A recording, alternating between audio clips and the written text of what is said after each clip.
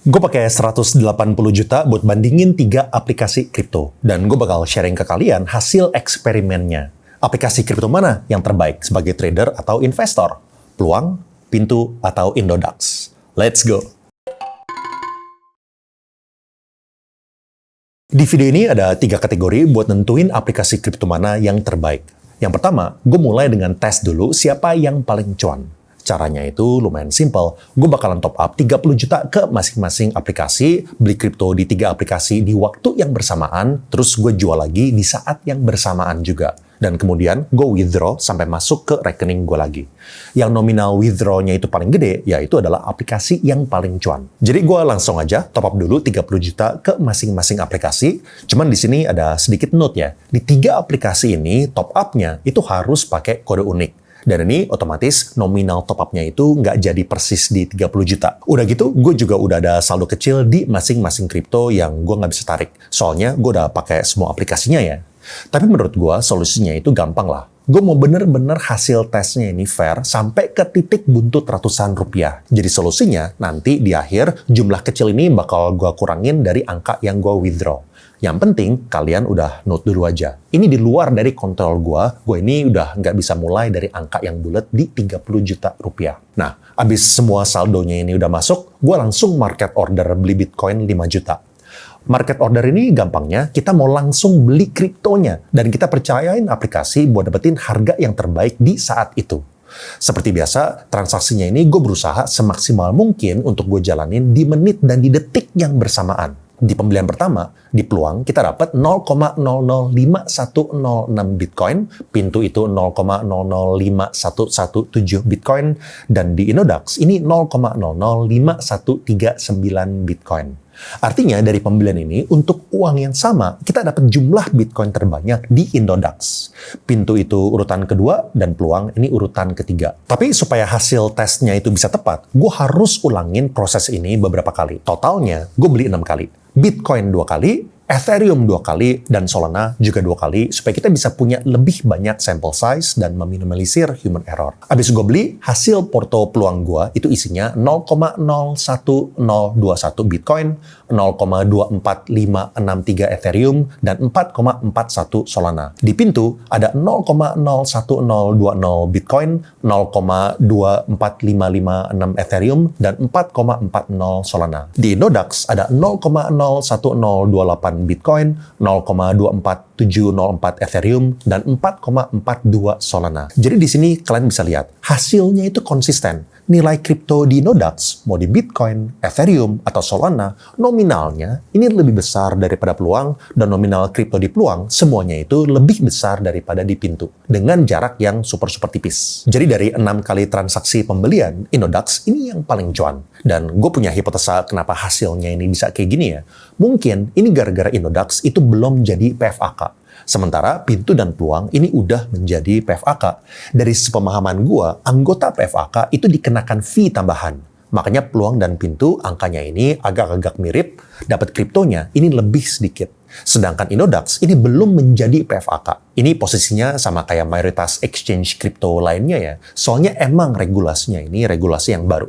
Apalagi mungkin Indodax butuh proses lebih lama soalnya mereka ini yang paling tua. Jadi bisa dipahami kalau misalnya migrasinya ini butuh waktu yang lebih lama. Tapi hasil bahwa Indodax ini paling cuan ini baru dugaannya. Kita harus buktikan dari ujung sampai ujung. Dari ujung beli sampai ujung kita tarik duitnya kembali ke rekening kita buat bener-bener lihat mana yang paling cuan. Makanya langsung aja kita lakukan transaksi jual. Dan sama lagi kayak pas tadi beli, gue lakukan transaksi jual itu 6 kali. 2 kali di Bitcoin, 2 kali di Ethereum, dan 2 kali itu di Solana di menit dan di detik yang bersamaan. Dan setelah gue jual semuanya, posisi saldo di Indodax itu 29.841.000, di pintu itu 29.741.000, dan di peluang itu 29.842.000. Posisinya itu jadi tukerannya antara Indodax sama peluang, tapi ini tesnya masih belum selesai. Soalnya buat tahu murni yang paling cuan, duitnya itu harus sampai masuk ke rekening gue gara-gara ada pemotongan biaya penarikan dana dan harus juga dikurangin sama saldo awal dan juga kode unik. Langsung gue withdraw aja dan ini jumlah yang gue terima ke rekening gue. Dari pintu, gue terima 29.735.000, dari Indodax itu 29.830-an ribu, dan yang paling besar adalah peluang dengan 29.842-an ribu. Abis itu gue harus kurangin juga dengan saldo awal dan juga kode unik. Peluang itu di angka 29.831-an ribu.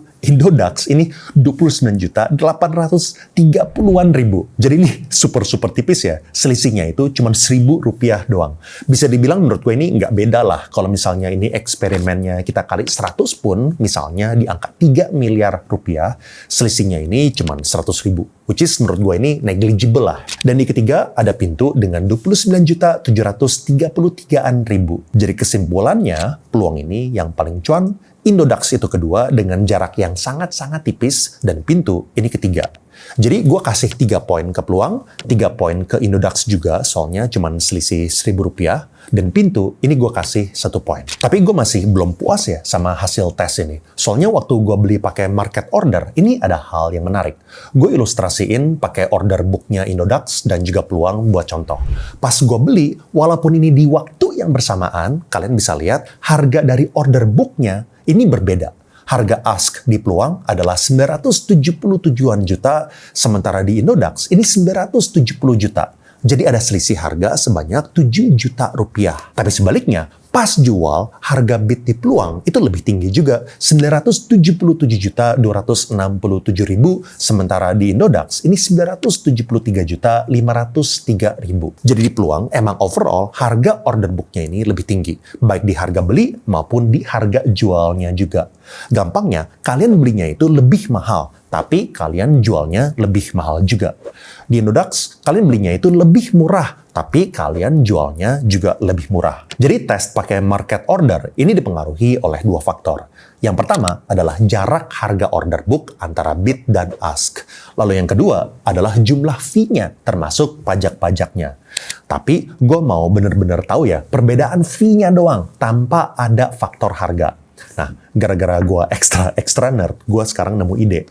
Caranya adalah dengan melakukan limit order. Limit order artinya kita yang nentuin mau beli dan jual di harga berapa. Jadi kita bisa eliminasi faktor harga order book yang berbeda-beda di setiap aplikasi. Jadi ini benar-benar pure perbandingan fee. Lagi pula sebenarnya ya, gue ini hampir tidak pernah pakai market order. Gue itu hampir selalu belinya pakai limit order. Makanya yang jadi pertanyaan, kalau misalnya pembeliannya itu purchase di harga yang sama dan jualnya juga purchase di harga yang sama, mana aplikasi yang paling cuan? Dan gue bakal simpulin nanti, soalnya gue baru top up ulang 30 juta lagi di masing-masing aplikasi, dan gue baru pasang limit buy di Bitcoin, Ethereum, dan Solana. Masing-masing ini sama ya, di 2 harga yang berbeda. Jadi totalnya itu 6 kali. Dan per sekarang gue nge-record video ini masih belum kebeli ya. Gue estimasikan butuh waktu beberapa hari lagi sampai gue bisa jual dan belinya itu selesai.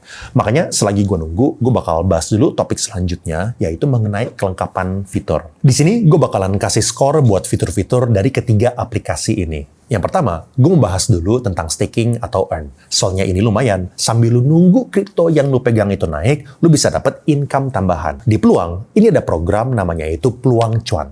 Tapi pilihannya cuma ada Bitcoin dan Ethereum dengan return 1% per tahun. Jadi pilihannya ini dan returnnya emang lumayan terbatas. Kalau misalnya di Indodax, ini returnnya lumayan ya. Ethereum ini 3,12%, Solana itu 5,57%, Polkadot itu 13,8%, dan Polygon ini 3,52%. Tapi pas gua syuting, mereka ini masih under maintenance ya untuk fitur stakingnya. Sementara itu, di pintu ada opsi mau stakingnya itu fleksibel atau di lock. Kalau misalnya kalian belum tahu, ini mirip kayak deposito di bank-bank lah ya. Tapi untuk yang di lock 90 hari, anehnya Ethereum itu cuma 1,5% dan Solana ini cuma 3,75%. Tapi Celestia ini bisa sampai 12,5%, Injective ini bisa sampai 10,5%. Jadi ini tergantung high conviction alts kalian ya. Tinggal disesuaikan aja. Lebih menarik di pintu atau di Indodax buat alts jagoan-jagoan kalian. Jadi poinnya ini cuma dari segi return ya, dari staking 3 buat pintu dan Indodax, dan 1 ini buat peluang. Ini gue sama sekali tidak consider risiko staking atau earn ya, cuman dari segi returnnya. Yang kalian harus ingat, earn itu biasanya ada counterparty risk. Jadi kripto kalian ditaruh kemana, ke siapa, yaitu adalah layer resiko tambahan. Kepentingan earn ini tentu tergantung dari kalian ya. Kalian percaya atau enggak sama perusahaan yang kalian nitipin dananya dan juga counterparty risk tersebut. Kalau misalnya gue pribadi, untuk kripto-kripto yang gue mau hold jangka panjang, gue itu stake-nya melalui cold wallet gue langsung ya. Jadi gue pribadi nggak terlalu ngeliatin return di staking atau earn ini sebagai hal yang terlalu krusial. Nextnya, gue mau nilai seberapa lengkap koin yang ditradingin di 3 exchange ini. Karena itu penting juga buat kita sebagai investor atau trader. Mereka pairingnya ini semuanya pakai rupiah ya. Dan dari data website mereka masing-masing, jumlah koin yang bisa di-trade di Indodax ini ada 306 koin, peluang itu 287, dan pintu ini 41. Jadi buat kelengkapan koin, Indodax ini dapat 3 poin, peluang gue kasih 3 poin juga, soalnya selisihnya itu cuman sedikit ya sama Indodax. Dan pintu gue kasih 1 poin. Lalu sebagai trader dan investor, fitur yang penting itu adalah advanced orders. Di pintu ini cuma ada limit dan market order ya, sementara di Indodax ini ada 2 itu plus ada stop order. Peluang ini yang paling lengkap. Ada limit, market, stop, dan stop limit order. Lebih lagi, peluang ini juga bisa nentuin TP dan SL dari awal. Jadi kalau misalnya kalian trader, ini sangat membantu kalian supaya kalian bisa lebih disiplin tentuin TP dan SL dari awal sebelum kalian ambil posisi. Sehingga buat advanced orders, 3 poin buat peluang, 2 poin buat Indodax, dan 1 buat pintu. Fitur selanjutnya yang menurut gua nggak kalah penting adalah web trading. Buat charting, gua rasa sebagian besar dari kita itu pakai trading view. Cuman kendalanya kita biasanya cuma bisa pakai 2 di account free-nya ya. Dan enaknya, ketiga aplikasi ini udah pakai chart dari TradingView. Dan kalian bisa tambahin indikatornya terus, nggak ada batasnya. Kalau misalnya untuk perbedaan tampilan secara keseluruhan, Indodax ini masih berasa relatif old school ya. Buat dapetin tools charting yang lengkap, ini kita harus buka chartnya di window yang berbeda. Dan kalau misalnya kita mau order, kita harus balik ke window sebelumnya, scroll ke bawah, baru kita bisa ketemu tampilan ordernya. Sementara itu, di pintu, tampilannya ini udah lebih modern. Dalam satu layar, kita bisa langsung akses chart dengan tools yang lengkap, order book, dan juga interface buat ordernya. Tapi yang paling lengkap lagi adalah peluang. Tampilannya ini sama kayak pintu, tapi ada beberapa fitur tambahan. Window order book-nya ini bisa kita ganti jadi watchlist atau berita, dan kita bisa ngelakuin order langsung dari chart-nya. Tinggal klik plus di harga yang kita mau, pilih tipe ordernya, dan kita bisa langsung order. Pintu sama peluang ini juga punya fitur account manager juga ya. Jadi kita bisa lihat riwayat transaksi dan posisinya ini apa aja yang masih open. Ini ngebantu kita banget ya, kalau misalnya kita ini trade banyak pair sekaligus. Jadi web trading peluang ini yang paling lengkap, dan gue kasih 3 poin, pintu itu gue kasih 2 poin, dan Indodax gue kasih 1 poin. Terakhir, dan juga yang penting adalah masalah regulasi dan keamanan. Baru per bulan Agustus 2024 kemarin, Bapepti mengeluarkan lisensi baru, yaitu PFAK. Lisensi ini dikasih ke aplikasi kripto yang udah memenuhi standar keamanan yang diinginkan oleh Bapepti. Peluang dan pintu ini udah punya lisensi PFAK ya, dan totalnya ini baru ada 3 di luar dari toko kripto. Sementara menurut Bro Oscar, Indodax saat ini masih dalam proses. Tapi selain lisensi resmi, kita juga harus lihat track record perusahaannya dan gimana cara mereka handle krisis. Gue rasa cara Indodax menangani insiden hacking kemarin ini patut diapresiasi ya. Responsnya itu cepat, dan Bro Oscar, CEO dan founder dari Indodax, ini gerak cepat untuk tampil di publik buat menjelaskan situasi yang sedang terjadi dan mereka rilis proof of reserve-nya mereka. Ini gue cek dan nominalnya ini sesuai ya, kecuali wallet yang pertama. Masuk akal, mungkin ada yang narik Bitcoin-nya setelah proof of reserve-nya itu dipublish. Soalnya angka ini kan emang bergerak. Tapi intinya, gue pribadi sangat apresiasi responsnya Indodax. Peluang pun juga kayak gitu ya. Gue sangat-sangat respect sama Claudia. Kalau misalnya kalian inget, tahun lalu mereka juga ada mini krisis. Skalanya tentu nggak sebesar case-nya Indodax kemarin lah ya. Tapi intinya, gue pernah ngomongin kejanggalan angka unrealized P&L dari peluang, dan gue sebenarnya udah expect bakal disomasi, dimarah-marahin, diteriak-teriakin. Tapi ternyata masukan gue itu diterima dengan baik dari tim peluang, dan mereka gerak sangat cepat untuk perbaiki bugs-nya. Makanya gue pribadi sangat respect sama orang-orang kayak Bro Oscar dan juga Claudia. Tapi kalau misalnya buat poin, ini gue balikin lagi ke kalian. Kalau misalnya kalian mementingkan perusahaan yang udah PFAK, maka skornya itu 3 buat pintu, dan 3 buat peluang, dan 1 buat Indodax. Tapi kalau misalnya kalian pure ngelihat dari track record, berapa lama Indodax beroperasi, dan juga kalian menilai Indodax itu oke setelah kejadian hacking kemarin, dan mereka berhasil mengembalikan kriptonya ke nasabah secara full, ini juga bisa 3 poinnya. Buat gue pribadi, jujur, bagian ini nggak terlalu penting ya. Karena gue sendiri masukin mayoritas Bitcoin dan kripto lainnya itu ke cold wallet. Mantra gue, not your keys, not your coins. Tapi consideration-nya ini penting buat teman-teman yang kriptonya itu masih belum cukup signifikan dibandingkan sama harga cold wallet-nya. Misal, kalau misalnya kalian punya porto 100 juta atau 200 juta, beli cold wallet seharga 2-3 juta, ini bisa lumayan kerasa, dan makanya gue bisa paham kalau misalnya banyak dari kalian itu yang mau taruhnya itu di exchange aja. Jadi artinya aplikasi kripto mana yang terbaik buat lo? Oke, kita butuh satu aspek penilaian terakhir ya. Di awal tadi kita udah tes pakai market order, dan yang paling cuan adalah peluang, dan Indodax ini nomor 2, tapi selisihnya itu sangat-sangat sedikit. Tapi gimana dengan test limit order? Apakah peluang juga tetap yang paling cuan? Gue jawab nanti kalau misalnya limit order gue ini udah kebeli dan kejual. A few moments later. Oke, setelah beberapa hari ini udah sampai jenggotan, akhirnya tes limit ordernya udah kelar. Nah, gue ada satu disclaimer lagi ya yang gue baru kepikiran selama beberapa hari ini. Dunia kripto ini masih sangat-sangat baru dan pasti kebijakan perusahaan itu akan terus berubah. Misalnya, Indodax bisa aja fee-nya itu berubah setelah mereka itu menjadi anggota PFAK.